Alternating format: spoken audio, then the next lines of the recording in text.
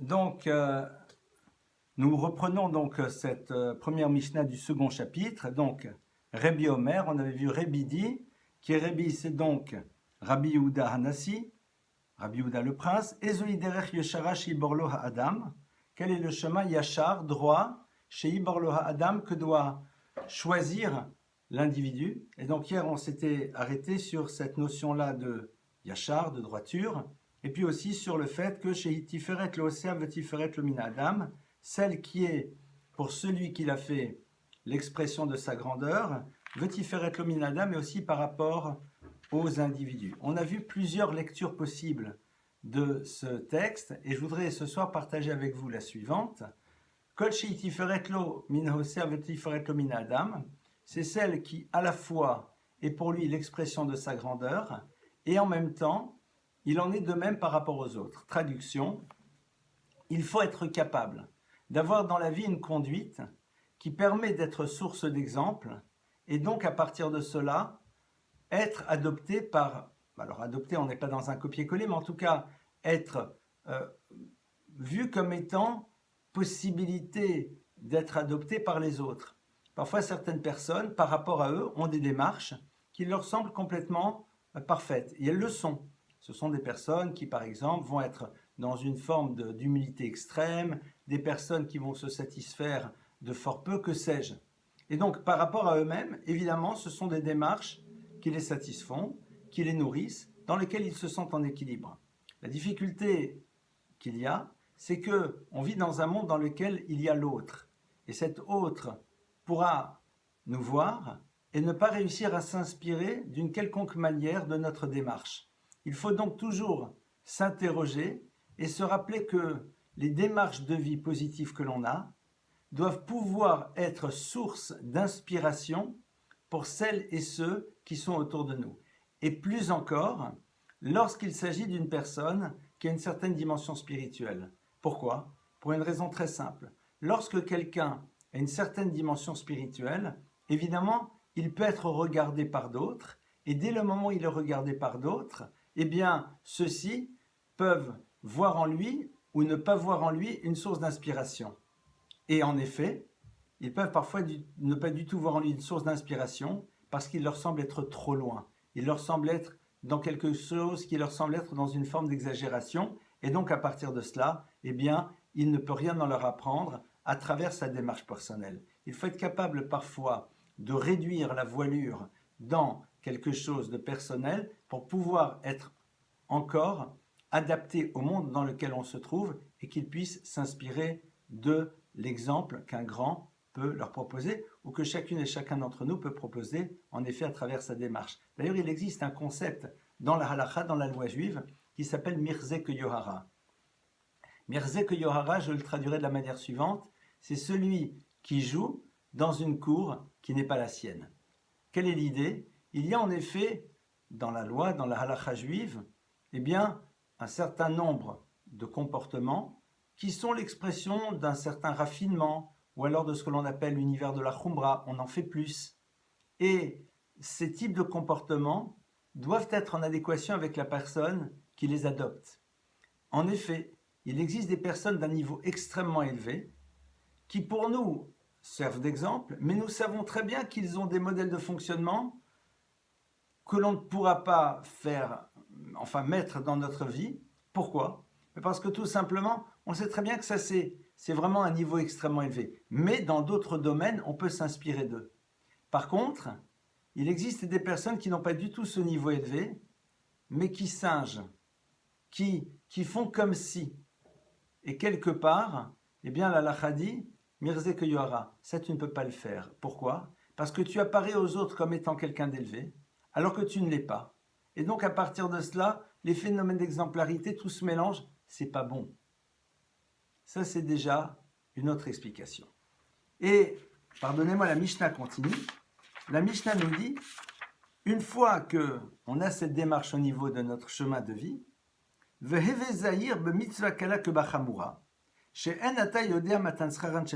deuxième enseignement de Rabbi, sois vigilant sur, alors là on va essayer de comprendre ce qu'il veut dire, sur un commandement léger comme sur un commandement chamour qui a de l'importance, car tu ne connais pas la récompense des mitzvot.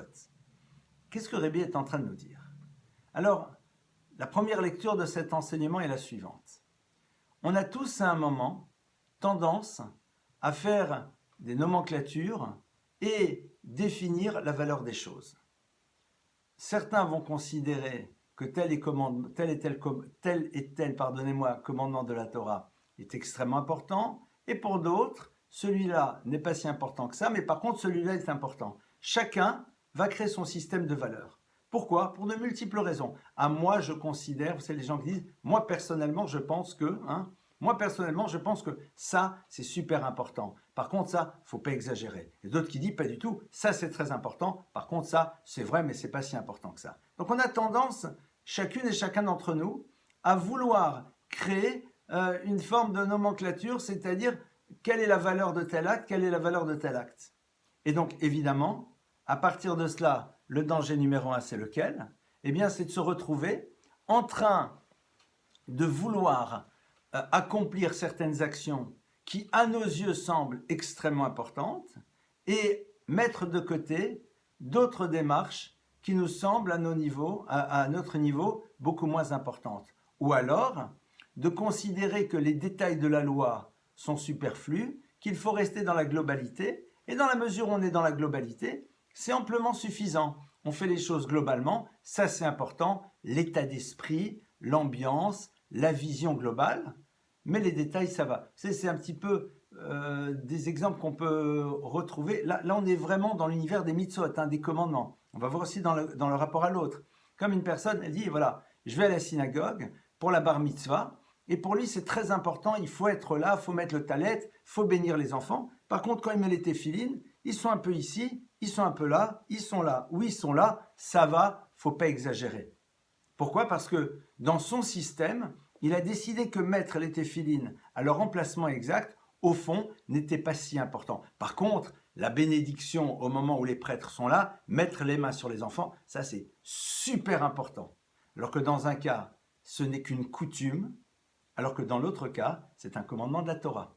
Seulement, chacun dans son système, dans sa référence, dans ses émotions, dans son histoire familiale, peut avoir tendance à redéfinir l'importance et la valeur des choses. Alors, de manière ultime, et on raconte cela, alors je dis bien au conditionnel, on raconte cela à propos de Rav Israël Salanter. Rav Israël Salanter a été un maître extrêmement célèbre qui a habité à Paris dans les années 1880, ou un peu plus, un peu moins, ça je ne peux pas vous donner exactement, mais parce que je n'ai pas relu sa biographie tout simplement, mais il habitait à Paris. D'ailleurs, si j'ai bien compris, il habitait même au niveau de la rue Saint-Paul. Rabbi Israël Salanter était à Paris à cette époque, entre autres, parce qu'il espérait pouvoir relancer la dynamique d'un judaïsme de Torah à Paris. Car en effet, à cette époque, beaucoup de juifs, surtout des juifs ashkénazes qui venaient d'Alsace, s'étaient installés, s'étaient embourgeoisés et quittaient de plus en plus l'univers de la Torah, voire même dans l'univers des mariages mixtes, etc. Il était venu, et puis au bout d'un moment, il a lâché, il est reparti. Et on dit qu'il aurait dit que le judaïsme parisien, au fond, eh bien, c'était le judaïsme dans lequel, quand on parlait de Pessah, eh bien, le premier mot qui arrivait à la bouche des Juifs à qui on parlait de Pâques, c'est « Ah, les Kneideler ». Kneideler, c'est quoi? Vous savez, c'est ces matzah bowl. C'est ces boulettes faites avec de la farine de matzah que l'on met dans la soupe. C'est excellent, il faut connaître la recette, bien sûr, mais voilà, pour eux, c'était ça, Pessah. Pessah, et à la limite, il n'y a pas de matzah Kneidler, il n'y a pas de Kneidler, c'est dramatique. La matzah, le maror, le seder, les 4 coupes, allez. Comme certaines personnes, si on veut aller dans un autre univers, vous leur parlez du seder, immédiatement, Mtsouki, qui a ce qui paraît excellent, plat national, si j'ai bien compris, tunisien de Pessah, mais pour eux, c'est ça, Pessah. Et c'est très important, et on y pense, et on appelle, et tu l'as fait, comment tu l'as fait, etc., etc. Les 4 coupes de vin, les quantités de matzah, le fait qu'il faut prendre du maror, bon, on va le faire. Et même les matzot, on va choisir des matzot qui sont peut-être pas toujours les bonnes pour le soir du seder, mais ça va, c'est bon. C'est pas si important que ça. Mais la mitzvah du seder, c'est les 4 coupes, c'est raconter la Gada, et c'est tout simplement faire le maror. Enfin voilà, c'est ça les mitzvot du soir. Le reste, c'est de l'ambiance.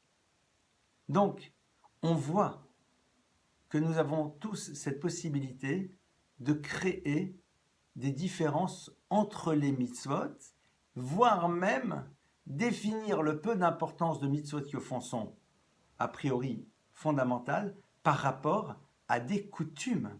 Parfois, vous avez d'un côté l'univers de la coutume et de l'autre côté l'univers du commandement, et c'est souvent l'univers de la coutume qui va émerger par rapport à l'univers des commandements. On le voit dans beaucoup de situations, les gens disent « Ah là là, c'est très important, il faut absolument ça ». Vous savez, c'est comme le mikvé, le bain rituel dans lequel la jeune mariée, et puis après par la suite, quand elle sera mariée, on l'espère tous les mois, va aller, eh bien, les gens pensent mikvé, les dragées à mettre dans le mikvé, ou alors la hanna, c'est-à-dire le henné. Ah là, c'est très important. C'est quoi? On n'a pas fait le henné, on n'a pas fait le henné. Bon, le mikvé, ok. Le henné, why not, hein, c'est une fête, c'est une fête. Mais c'est une coutume, sans plus. Et s'il n'a pas eu lieu, ben, c'est pas grave. Par contre, le mikvé, ça c'est beaucoup plus important. Je pourrais m'étendre évidemment avec beaucoup d'exemples, je vais m'arrêter ici. La Mishnah nous dit, veheve évidemment, mechachev mitzvah kala, c'est-à-dire sois vigilant dans ce que tu crois être peu important, parce que tu ne sais pas ce que sont véritablement les choses importantes. Tu ne sais pas ce qu'elles sont. Et ce qui est intéressant, c'est de voir la terminologie que l'on va donner, que l'on va utiliser, pardonnez-moi. Ici, les maîtres disent, eh bien, fais attention, car tu ne connais pas la récompense. Mais pourquoi on parle de récompense? Tu ne connais pas la valeur. On parle à celui ou à celle qui est rentré dans ce système et qui souvent va être préoccupé par quel est l'intérêt que l'on va retirer de ça ou de ça.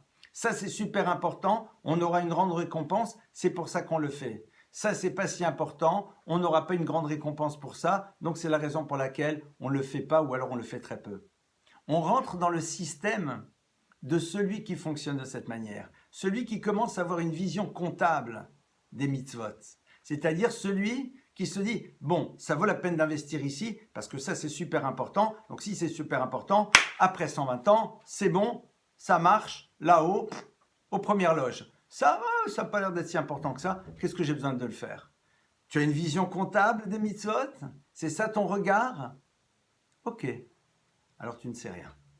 Tu ne peux pas savoir quelle est la valeur des choses au ciel et à quoi Dieu donne véritablement de l'importance. Ça, c'est une première lecture. Évidemment, il y a d'autres lectures dans lesquelles on va rentrer, mais pour aller un tout petit peu plus loin, eh bien, rappelons-nous d'un texte de la Torah. Le texte de la Torah nous dit « V'haya akev tishmeun et kol hamishpatim haele ». Le verset dit « Et cela sera akev tishmeun ». Alors, je fais d'abord avec vous la traduction classique littéraire et après une traduction mot à mot. Donc la traduction plus littéraire, V'haya, et ça sera Akev Tishmeun, lorsque vous serez à l'écoute des commandements et que vous allez les accomplir, alors Dieu nous dit voilà tout un avenir de plein de choses positives qui peut s'ouvrir pour vous. Ok, la Torah nous dit souvent, sachez que beaucoup de choses dépendent de la manière dont vous allez accomplir et vous investir dans les mitzvot, dans les commandements. Même si certains disent, mais quel est le rapport? C'est comme ça que la Torah nous dit. On ne peut pas d'un côté valider les 10 commandements et de l'autre côté invalider les textes qui nous dérangent. Il y a un minimum de cohérence à avoir, évidemment. Et donc, Vayarakev Tishmeun. Mais s'il y a des distingués hébraïsants qui sont à l'écoute, ils vont dire, Rekev, ça ne veut pas dire quand, lorsque, pas du tout. On aurait dû dire Vaya im tishmeun, ça sera quand vous écouterez, ou si vous écoutez, ou que chez tishmeun, quand vous écouterez. Et ça, c'est des termes que l'on retrouve ailleurs. Ici, le terme de rekev, a priori, signifie quelque chose de radicalement différent. Le terme de rekev signifie le talon. Vehaya, et ça sera rekev, talon. Le talon de chaussure, le talon de notre pied. Tishmeun, que vous allez écouter, alors dans ce cas-là, voici et voici et voici tout ce qui se passera de positif. C'est quoi cette histoire? Et Rashi sur place, bien sûr, au nom du Talmud, va nous éclairer, va nous dire Vaya Rekev Tishmeun, traduction, et cela sera Rekev Tishmeun, lorsque vous serez capable d'être à l'écoute des mitzvot, des commandements chez Adam Dash Barakevav, que l'individu a l'habitude d'écraser avec ses talons, à ce moment-là, en effet, toute la bénédiction arrivera.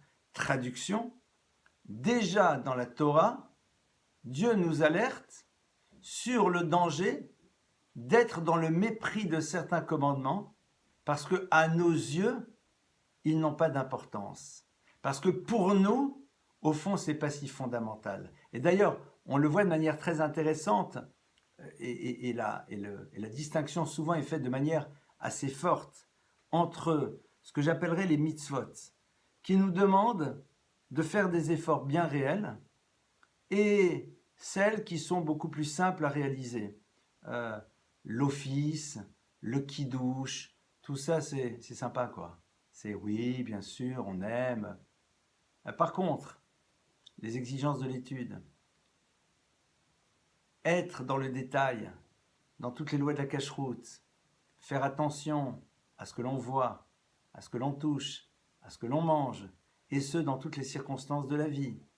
Ça, c'est pas si important. C'est pas si important. Allez, les lois du mariage, c'est pas si important. C'est bon, une petite touva, le guet, c'est bon. C'est pas si important. Pourquoi? Parce qu'on l'a décidé, parce que ça nous dérange, parce que souvent ça demande des efforts. D'ailleurs, on le voit même, beaucoup de personnes disent non mais pour moi vous comprenez l'essentiel c'est la relation à l'autre. Et d'ailleurs souvent même dans la relation à l'autre c'est pas top. Ou parfois ça peut l'être, j'en sais rien. Rekev Tishmeun. On a tous fait le choix dans notre vie de ce qui était important, de ce qui ne l'était pas. Mais au niveau des commandements, c'est pas possible. Le choix que l'on fait de ce qui va être fondamental dans notre vie ou pas, il nous appartient. Par contre, il ne nous appartient d'aucune manière de décider qu'une fraction de la Torah, même la plus infime, n'a pas de valeur. Et qu'on peut l'écraser. On a le droit de dire « Je ne me retrouve pas aujourd'hui à pouvoir accomplir ce commandement. Il est trop complexe. » Ou alors j'ai de la paresse. Ou alors, il y a des choses, si je n'arrive pas à comprendre un tout petit peu, je ne peux pas passer à l'acte. Que sais-je? J'en sais rien. Même si sur chacun de ces arguments, il y aurait lieu d'échanger et de parler ensemble. Mais, à la limite, je valide, si tant est que la Torah ait besoin d'être validée, ce que la Torah dit. Je considère que l'intégralité de ces commandements est important. Je veux dire, c'est comme quelqu'un qui rentrerait dans une entreprise et qui dirait, bon écoutez, j'ai lu le règlement intérieur, bon alors écoutez, pour travailler de cette manière, je veux bien, par contre arriver à l'heure, non, je ne pense pas que c'est si important que ça, et puis demander l'autorisation, non, je ne pense pas que c'est si fondamental, c'est-à-dire que la personne va décider que dans le règlement, eh bien, certaines choses lui apparaissent comme importantes, d'autres comme pas du tout, donc c'est comme elles ne sont pas du tout, il les méprise. Akadosh Baruch Hu, en nous donnant le créateur de l'univers, en nous donnant la Torah, nous a donné à travers elle les règles qu'en tant que juifs, nous devons respecter à l'intérieur de notre vie. C'est à un moment quelque chose auquel on doit se confronter, qu'on le veuille ou pas. C'est-à-dire, on n'a pas le droit de ne pas s'offrir cette possibilité de se confronter à la vérité. On n'a pas le droit de se refuser cela. La Torah nous dit si vous êtes capable de ne pas fouler des mitzvot, c'est-à-dire de ne pas rejeter certains commandements en décidant qu'ils n'ont pas d'importance, à ce moment-là, l'univers de la bracha existera. Et ça s'inscrit donc à l'intérieur de ce texte. Vevez mechachev, fais attention, sois zahir. La notion de zehirut, et je vais m'arrêter sur elle maintenant, la zehirut, c'est être dans la vigilance. C'est quoi quelqu'un de vigilant? La vigilance, c'est de savoir repérer toutes les situations de vie dans lesquelles on peut accomplir la volonté de Dieu, et ce, dans tous les domaines. La zehirut, c'est la vigilance qui nous amène à avoir un regard qui nous aide à capter ces situations dans lesquelles la Torah nous propose de fonctionner de telle et telle manière. Et au-delà de ça, nos maîtres disent sache que dans l'absolu, tu n'as pas conscience de la valeur des commandements. Pourquoi? Parce qu'il y a une dimension qualitative aussi dans les actes que les individus vont faire. Et évidemment, les habitudes que nous avons prises au niveau de notre pratique nous rendent faciles certaines choses, même si ces choses sont considérées comme complexes pour d'autres. Pour nous, l'habitude nous les a rendues faciles. Et l'enjeu, c'est justement d'aller se confronter à ces choses auxquelles on n'a pas été habitué pour réellement grandir à travers elles. Ça, c'est donc le deuxième enseignement de Rabbi. Et Rabbi continue et donne un troisième enseignement. Et il nous dit et fais le calcul. C'est intéressant quand même, hein? Réflexion, calcul. De ce que te fait perdre une mitzvah, c'est-à-dire l'accomplissement de la volonté divine. Curieux. Que neget srara par rapport à ce qu'elle te fait gagner, ou srara vera ce que te fait gagner une transgression par rapport à ce qu'elle te fait perdre. On va essayer de prendre le temps, et je ne pense pas qu'on aura aujourd'hui tout le temps nécessaire pour développer cela, on le fera sans doute dans le cadre de ce cours et du prochain cours. Tout d'abord, première chose, calcule ce que te fait perdre une mitzvah par rapport à ce qu'elle te fait gagner. Et là, nous arrivons d'un air offusqué. Comment accomplir la volonté de Dieu? Cela pourrait me faire perdre quelque chose. Et les maîtres du Talmud disent, ne te raconte pas d'histoire, bien sûr. Très concret. Pour pouvoir prier le matin, même si tu ne vas pas à la synagogue, tu vas devoir renoncer à 10 minutes, un quart d'heure, 20 minutes, 30 minutes de ton sommeil, voire plus. De fait de vouloir accomplir ce commandement te fait perdre. Acheter des téphilines, prends de ton porte-monnaie une certaine somme. Manger cachère, ça te fait perdre la possibilité de passer les vacances, que sais-je, dans une île du lointain Pacifique, puisque tu n'as pas envie pendant 15 jours de ne manger que des fruits et des légumes. Et donc tu vas perdre certaines choses. Tu n'auras pas accès à certaines choses. Ou si tu auras accès de manière différente et parfois plus complexe. C'est-à-dire que, on va être clair, on ne se raconte pas d'histoire. Accomplir les mitzvot, évidemment d'un côté, concrètement peut nous faire perdre. J'aurais bien aimé prendre ce vol pour aller de Paris à je ne sais trop où. Regarde, samedi, il est à 427 € et à partir de dimanche, il est à 680. Oui. Hefsed, tu vas perdre. Tu vas perdre parce que tu vas accomplir cette obligation de garder et de respecter le Shabbat, évidemment. Et pourquoi c'est important d'en avoir conscience? Parce que ça nous permet en même temps de prendre à la mesure de la valeur de l'acte que l'on fait. En effet, vouloir accomplir la volonté divine dans tous les domaines est quelque chose qui va nous demander non seulement des efforts, mais parfois risque de nous faire perdre de manière objective et concrète un certain nombre de choses.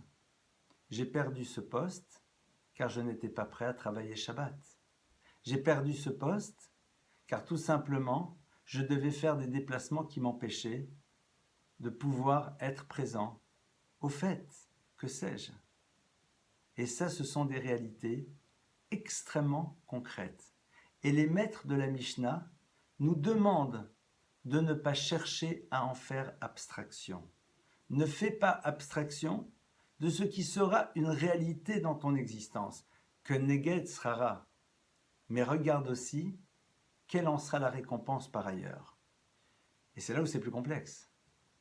Parce que la récompense, comme disent les maîtres du Talmud, sera mitzvah b'hay alma leika. La récompense au commandement dans ce monde-ci, leika, on ne pourra pas nécessairement la voir. Ça veut dire que la vraie récompense, c'est quelque chose qui est tellement énorme que ce monde-ci n'est même pas capable de pouvoir supporter la récompense d'une mitzvah. Donc, dans un cas, il y a ce que l'on appelle hefsed, la perte, et celle-là, elle est quantifiable, mesurable. Et dans l'autre cas, on a le srar, la récompense, qui, elle, n'est pas nécessairement mesurable et quantifiable. Et on nous demande de faire un calcul. Pas simple, mais en même temps extraordinaire, et nous aurons Bezrat Hashem l'occasion demain soir de continuer à explorer cette Mishnah et de voir justement ô combien ce calcul est merveilleux. Laïla Tov à tout le monde, plein de bonnes choses et Bezrat Hashem à demain.